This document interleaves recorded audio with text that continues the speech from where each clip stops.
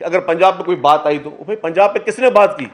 मुझे सारी तकरीरों में मुझे कोई एक बात बताई किसी ने पंजाब का नाम लेके कोई बात की हो? किसने? हम तो वहां के लोगों के लिए, वहां के मिस्किन लोगों के लिए जो इस वक्त तकलीफ में, उनके लिए आपसे मदद मांग रहे हैं। हम उसके लिए आपको आपको आपको गाइड कर रहे हो। हम आपसे तो डायरेक्ट बात कर भी नहीं रहे, हम तो कर भी बात फेडरल गवर्नमेंट से रहे हैं। आपको प्रॉब्लम आज क्यों रहा है? तो और ये हमेशा से होते हैं, मतलब हमारे पास जब प्रॉब्लम होते हैं हमें मुख्तलिफ पार्टी से के बयानात आते हैं। हमने कभी इस तरह की बात बोली कि जी कि हम जी ये हमारे सूबे के खिलाफ साजिश है और फलाना है ढिमका है? हम तो पाकिस्तान खप्पे वाले हैं भाई। जब हमारी लीडरशिप को शहीद किया गया, जब खतरनाक आवाजें जेन्युइनली चलना शुरू हुई, तब भी हमारे लीडर मोहतरम आसिफ अली जरदारी साहब ने पाकिस्तान खप्पे का नारा लगाया। आप जानबूझकर जो है एक ऐसी हवा दे रहे जिसकी कोई बुनियाद ही नहीं है। हम यूं जिस तरह यूं जुड़े हुए, इस तरीके से हम जुड़े हुए अपने पूरे पाकिस्तान के साथ। हमें आपके खोखले नारे या खोखली तकरीरें जो है कभी वो नफरतें पैदा नहीं करेंगे जिसकी आप कोशिश कर रहे हैं, या जो आपको आपके स्क्रिप्ट राइटर जो है वो आपको इस तरह के गलत किस्म के मशवरे दे रहे हैं। मैं समझता हूं आप इस तरीके से अटेंशन डाइवर्ट नहीं कर सकते एक्चुअल इशू पे। एक्चुअल इशू वही है जिस पे आप अटेंशन डाइवर्ट कर रहे हैं। हम आज भी हमारा मुतालबा यह है कि इंटरनेशनल कम्युनिटी को आप इन्वॉल्व करें, क्योंकि हमें पता है कि अकेले सर कोई कुछ नहीं कर सकता इतनी बड़ी आफतों में। और फिर अभी पेशेंट गोई आ रही है, फिर बरसातें आ रही हैं, फिर प्रॉब्लम्स आ रहे हैं। आप इंटरनेशनल कम्युनिटी को इन्वॉल्व करें इमीडिएटली। इस वक्त मेरे पास कोई 1000 वीडियोस पड़ी हुई हैं और ये आज और कल की हैं। मैं चाहूं तो अभी चला भी सकता हूं कि आज के दिन, आज से 2 घंटे पहले की वीडियोस भी हैं कि साउथ पंजाब में लोग जो मदद के लिए तलबगार हैं। खवातीन वहां रो रही हैं, औरतें बच्चों के लिए परेशान हैं, और आप बोल रहे हैं कि जी आप हमारी बात सुनने के लिए तैयार नहीं है, और आप बोल रहे हैं हम उस पर सियासत कर रहे हैं। हम सियासत नहीं कर रहे, हम लानत भेजते हैं कि कोई भी मुश्किल हालात में कोई सियासत करे उस पर। हम सियासत नहीं कर रहे, हम जेन्युइनली अपने पंजाब के उन भाइयों के लिए, उन बहनों के लिए परेशान हैं। सियासत वो लोग कर रहे हैं जो इस मौके पे भी बिस्किट के डब्बे में अपनी तस्वीर डाल लेते हैं। सियासत वो लोग कर रहे हैं जो इस वक्त में आटे के थैले पर अपनी तस्वीर डाल देते हैं, जो सिर्फ और सिर्फ काम कम और टिकटॉक्स पे ज़्यादा फोकस कर रहे हैं, जो मीडिया मैनेजमेंट पे ज़्यादा फोकस कर रहे हैं, वो सियासत कर रहे हैं। हम सियासत नहीं कर रहे हैं, और हम जेन्युइनली हम परेशान हैं और हर मुमकिन मदद और इमदाद जो हमारे पंजाब के भाई बहनों के लिए होगी वो हम करेंगे। और हमने बड़े तहज़्ज़ुब के साथ मतलब बहुत ही मौज़ूब तरीके से हमने सारी चीज़ों को एड्रेस किया। जब मैंने प्रेस कॉन्फ्रेंस की तो मैंने चीफ मिनिस्टर पंजाब साहबा के लिए कहा कि मैंने कहा वो मेरे लिए लाइक जैसे मेरी बहन इस तरह बहन है। नदीम अफजल चंद साहब ने जब प्रेस कॉन्फ्रेंस की, मीडिया टॉक की असेंबली के बाहर उठा, उन्होंने कहा कि जी मरीम नवाज साहबा हमारी बहन है। कमरजमान कायरा साहब ने जो है वो जब प्रेस कॉन्फ्रेंस की उन्होंने कहा कि जी वो हमारी बहन है। हम वही इज्जत दे रहे हैं जो कि घर में किसी बहन बेटी को देनी चाहिए। और आप लोगों के लहजे, आप लोगों के अंदाज गुफ्तगू वो दिन ब दिन जो है वो ऐसा समझ रहे हैं कि जैसे कि जी हमने बहुत बड़ा कोई कमाल कर रहे हैं, हम वो तेज़ बात करके और चिल्ला के बात करके और उल्टी सीधी बात करके। दिस इज़ नॉट एक्सेप्टेबल, और पॉलिटिक्स में इस तरह की चीज़ें नहीं होनी चाहिए। फिर कहा गया जी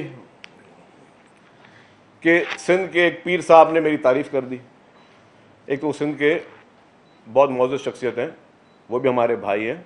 ज़ाहिर पीपल्स पार्टी से वो उनका एक नज़रियाती इख्तलाफ है, तो ज़ाहिर है उन्होंने आपकी तारीफ़ कर ली। अच्छी बात है अगर किसी ने तारीफ़ कर ली। ये आवाज़ आपको इतनी दूर से तो आ गई, लेकिन वो जो ख्वाजा आसिफ साहब की सियालकोट से आवाज़ वो आपके कान में नहीं आ रही है। ख्वाजा आसिफ साहब जो बात कर रहे हैं वो आपको समझ में नहीं आ रही है।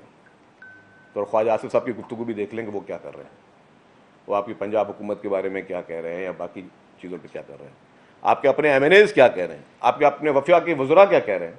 हम आपके आपसी इशूज़ में नहीं जाना चाहते, लेकिन हमें पता है कि आपकी फेडरल गवर्नमेंट जो है वो आपके बारे में क्या सोच रही है, या उनको कितना वक्त मिलता है वफाकी वज़रा को आपसे बातचीत करने का, आपसे मुलाकात करने का, या अपने मसाइल, अपने हल्के के मसाइल आपसे डिस्कस करने का। वो सब चीज़ें पता है। हम आपकी उस इंटरनल चीज़ों में नहीं जाना चाहते। हम समझते हैं कि इन तरह की गुफ्तगू से परहेज़ करना चाहिए। हमें हम आंगी की तरफ लेके जाना चाहिए। हमें धमकियाँ मिल लीजिए आपकी उंगलियां तोड़ देंगे भाई। अब मुझे ये बताएं कि आप कोई तस्वर करता है कि पीपल्स पार्टी को आप ये बोलेंगे कि हम आपकी उंगलियां तोड़ देंगे क्योंकि आपने सैलाब मुतासरीन की बात की, और पीपल्स पार्टी डर जाएगी, खामोश हो जाएगी, डर जाएंगे, हम छुप जाएंगे। पीपल्स पार्टी जिसने बड़े से बड़े डिक्टेटरों का दिल खोल के, हिम्मत के साथ, फांसियों को चूम के, कोड़े खा के मुकाबला किया, वो आपकी इन गीदड़ भपकियों से हम डर जाएंगे कि आप हमारी उंगलियां तोड़ देंगे और हम चुप करके बैठ जाएंगे। ये अंदाज़ गुफ्तगू होता है, मुझे बताएं सियासत में। हमने कब किसी को बोला कि हम किसी को खुदा न खासा कोई ख्राश भी पहुंचाएंगे, और आप हमें धमकियां दे रहे हैं कि आप हमारी उंगलियां तोड़ देंगे और हम चुप करके बैठ जाएंगे। तो ये जो सोच की अक्कासी, ये अंदाज़ गुफ्तगू है। मैं फिर कहूँगा कि हमारी लीडरशिप जिसने इस पाकिस्तान के लिए, पाकिस्तान के आइन के लिए, पाकिस्तान में आइन की हुक्मरानी के लिए, पाकिस्तान को एटमी ताकत बनाने के लिए, पाकिस्तान को मिसाइल टेक्नोलॉजी बनाने के लिए जिन्होंने अपने जान के नजराने दे दिए, वो कभी मुश्किल हालात में मुआहदे करके मुल्क से भागे नहीं। हमारी लीडरशिप, पीपल्स पार्टी की लीडरशिप ने कभी भी मुसालहत के ज़रिए जो है वो मुआहदे करके मुल्क से नहीं भागी, नहीं डरी, किसी के सामने जो है वो सर नहीं झुकाया। उन्होंने हमेशा उसूलों पे पॉलिटिक्स की है, और हमें ये गीदड़ भपकियाँ, ये डर खौफ की धमकियाँ हमारा कुछ नहीं बिगाड़ सकेंगी। और इसीलिए मैं कहता हूँ कि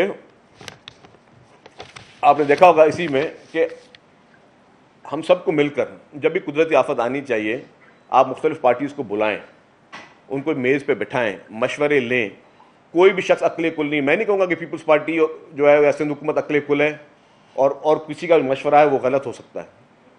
हमारे में भी अगर आप ज़रा जहाँ दो जहन एक ऑप्शन ढूंढ रहे हैं, अगर चार जहन मिलके एक ऑप्शन ढूंढेंगे तो उसमें बुरी बात नहीं है।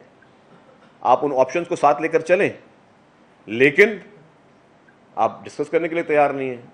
आप समझते हैं कि बस हम मीडिया मैनेजमेंट के ज़रिए जो है वो सारे सलाह मुतासरीन जो इस वक्त जेन्युइनली प्रॉब्लम में, मीडिया मैनेज करके हम उनकी आवाज़ बंद कर देंगे। एक टीवी, बड़े टीवी चैनल के सहाफ़ी को वहाँ के एडमिनिस्ट्रेशन ने बैठ के मारा पंजाब में, और पंजाब के उस वक्त ब्यूरोक्रेट्स के सामने उनको जूते मारे कि तुमने कवरेज कैसे करके दिखा दी।